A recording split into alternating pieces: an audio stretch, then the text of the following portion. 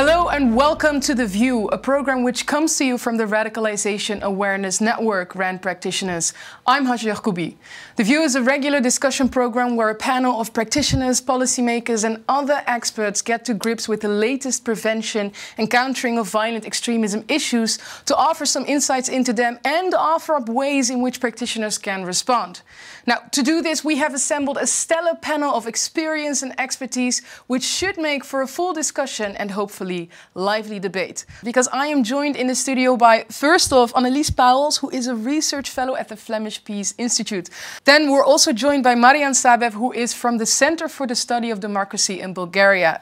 And we have Jordi Nijenhuis with us in the studio, who is the co-founder of Dare to be Grey, an award-winning organization that aims to counter polarization. Jordi, as well to you, thank you so much for being here. Good to be here. It's good to see you. And we are also joined live from Germany by Linda Schlegel, who is a research fellow at the Center for Applied Research on De-Radicalization. Linda, we can see you here on the screen and it's amazing to see you as well. Thank you for joining. Hi everyone, glad to be here. Now, we will be taking a look at what recent events can tell us about the current violent extremist threat picture. Let's begin by taking a look at the terrible recent events that we saw in Buffalo in the United States, where a teenage gunman killed 10 people in what was a racially motivated attack. Now, it is also suspected that, the perpetrator was self-radicalized online through gaming-related platforms. Marian, if I can turn to you first, is this online radicalization process that we see, is it a growing issue? And if it is, how much should we be concerned about it? I believe it is. Over the past few years, we've been getting reports from security services who seem to be tracking different groups, radical groups who attempted approaching and radicalizing youngsters and children, not only in forums, but in games as well. Jordi, you're also someone who in your works engages a lot with online interventions. Where would you say that we need to focus our attention to primarily? Well, in the case of Buffalo, I would say that the bigger narratives that are at play, like the Great Replacement, if they circulate widely, and if they're also being amplified in, let's say mainstream media, but also by politicians, we've got quite a big problem. And you mentioned the Great Replacement. I mean, maybe for the people watching who do not know what it is, could you explain it in a couple of sentences? The basic idea is that there's a big conspiracy by the elite that white populations are willfully replaced by migrants. Right. And most of the time there's an anti-Muslim sentiment here in Europe specifically, but in the case of Buffalo it was also targeted at Afro-Americans. Right. But it's not just white population; it's white culture. What is the pinpoint of this conspiracy? Right, so it stands against tolerance. Yeah, I think also, if I may just pitch into what has been said before, because I think a major element here is that social media is creating a change in the dynamics of the modus operandi of how extremist groups works. And one thing is live streaming, another thing is creating manifestos. The thing is that individuals themselves become agents of creating this whole ideology. It's not some top-down process from an extremist group that tells people to become part of a group and to commit an act. You themselves become really an agent. I think that's a major shift in modus operandi. I mean, concerning the event that happened in Buffalo, the shooting was also live streamed on a gaming platform called Twitch. And even in the moments prior to the shooting, the perpetrator released an online manifesto with their ideology explains. Now, we have seen this done before, which is why I want to turn to you, Linda, because I'm really curious to know how much are these individuals influenced by, previous attacks of similar nature? I think very much so. They're making references to each other in their manifestos, and the sort of live streaming was started, quote unquote, by the Christchurch attacker. Yeah. And since then has been picked up by quite a lot of attackers who tried to do it or even succeeded in doing it. So I think, yeah, they learn from each other, absolutely, and they make reference to each other. I mean, we're talking about the digital atmosphere, right? The digital place where this is happening. But is there a digital deficit? Do these violent extremists have, a better grasp of the online space than we do? Maybe, Annelies, if you want to go? I think the last 10 years, 5 to 10 years, probably there's been a lot of more focused on the online dimension of radicalization in law enforcement agencies. So you have intelligence agencies, security services, though they're really quite active on tracking what's going on the internet, monitoring what people are doing. But in the prevention field, it's still really in its first step. So it's still experimentation mostly of what can we do online and how should we do it. And it's not just security services and intelligence services. Companies, like private businesses, need to be involved. Those platforms have their corporations behind them. They have a responsibility. And Linda, if I can go over to you, what can we do to make sure that practitioners can embrace these digital technologies in their work? I think it's about supporting them and sort of staying up to date with all the platforms, with the gaming adjacent platforms, and how do you speak to people on these platforms? So I think it's also about moving people to the right spaces. Youth and social workers, for example, they often get a pretty classic job description.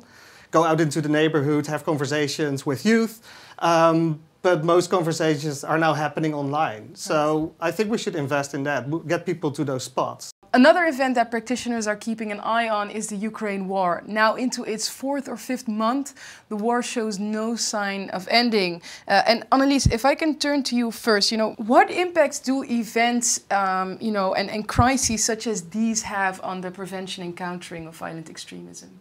I think events and crises, there's something that always will occur, and they often occur, and they can act like a major catalysator of something that's already going on, like a radicalization process that might already have its roots. I think that it's good to look a bit back to a previous conflict, which was also a major trigger for radicalization in Europe, which was the civil war in Syria, just some years ago, 10 years ago. Extremism is a very evolving phenomenon. So for prevention practitioners, it really means to keep up to date, that you have the right partners to talk to, the right network of partners that are able to go and reach communities that might be vulnerable to radicalization. Right. Marian, if I can ask you, in that light, in this present climate, how concerned should we be about disinformation and polarization that we see happening as well?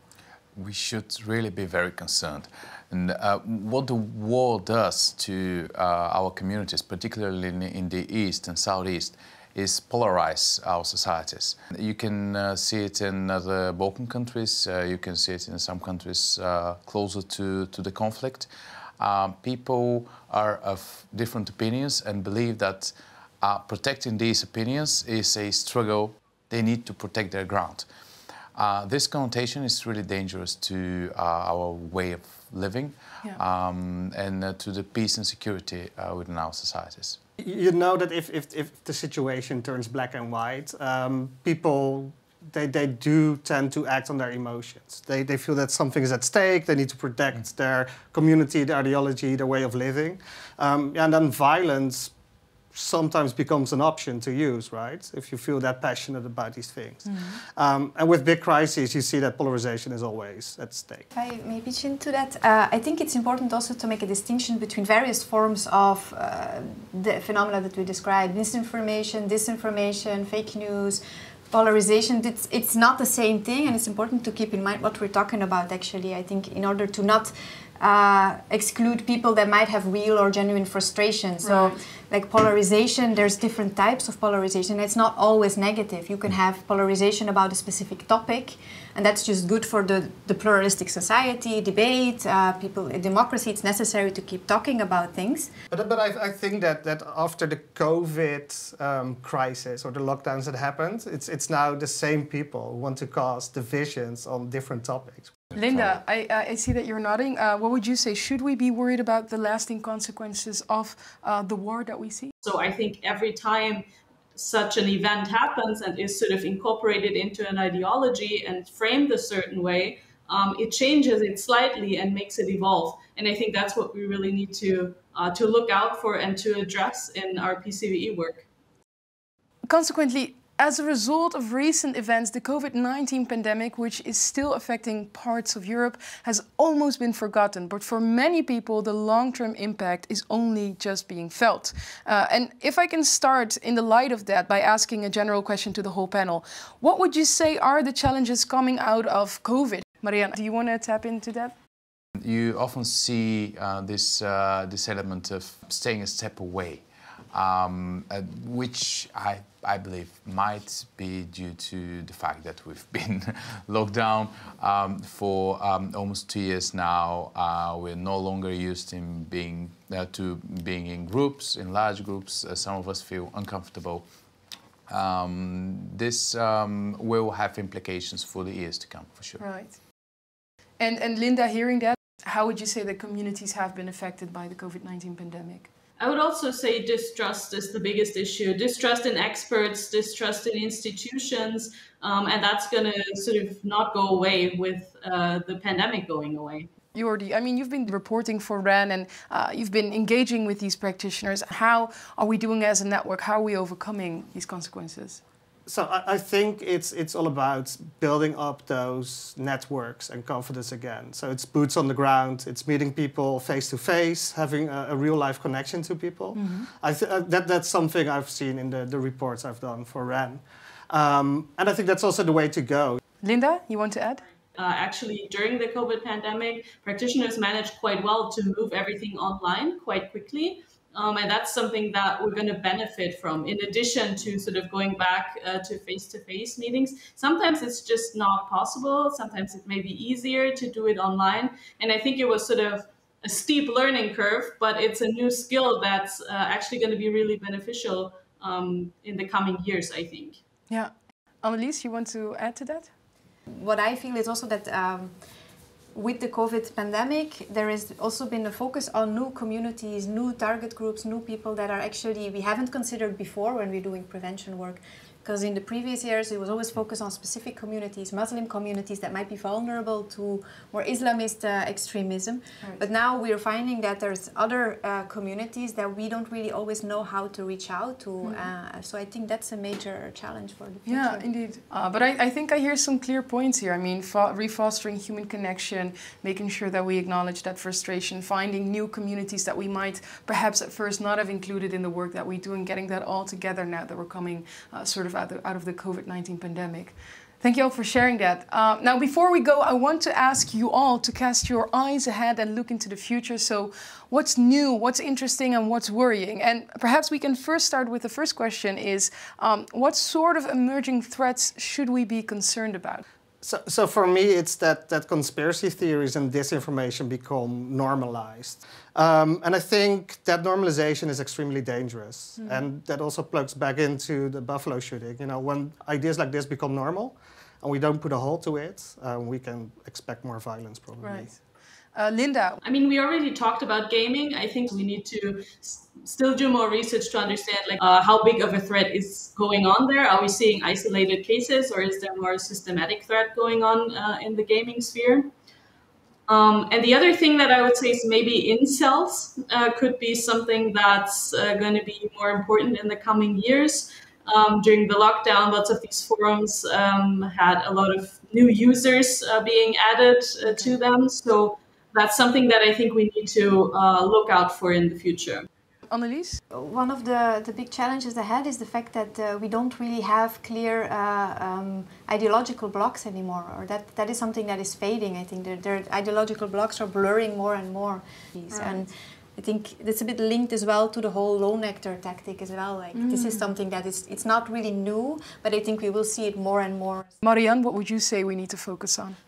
I really believe that we need to put all our efforts on this holistic approach we've been trying to promote over the past years, build up trust within our smallest communities, within the family, within the regional group, within the neighborhoods. Having shared all of this, is there also a last message of hope that we want to give to our audience? And Annelies, what would you say? I think there's a lot that has been done the previous 10 years in the field of CVE. So a lot of cooperation structures, information sharing, a lot has been put in action. I think it's important to keep that going on.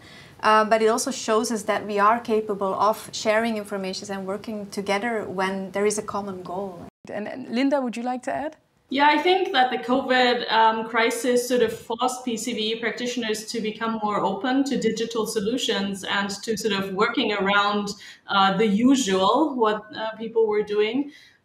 So I think that's a positive thing if we can keep that up, to just be open to new solutions and not just to new threats, but actually to new ways of addressing these threats. I think if we can keep that from the pandemic and from the experience that we had, then it's actually something that's positive that came out of it.